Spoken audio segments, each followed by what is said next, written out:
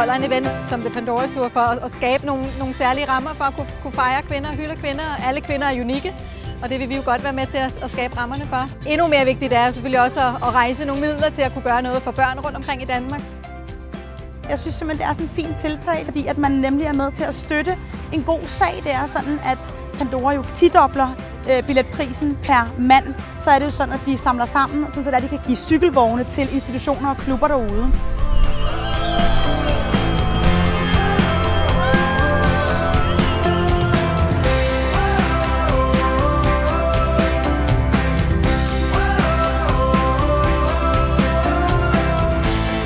Der er noget, der overrasker mig, så er det folk, der virkelig har gjort meget ud af deres cykler og har stylet dem top-tunet. Folk har stået og lavet personlige skilte derhjemme med glimmer og glitter og skrevet mors dag på.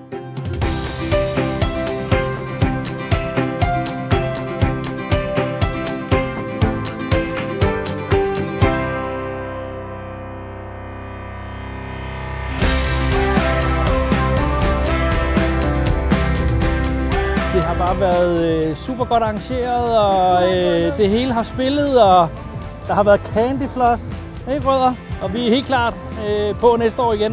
I think there were some amazing decorations and it was very pretty, very nice tour, so we should come again and just spread the word. It was very nice.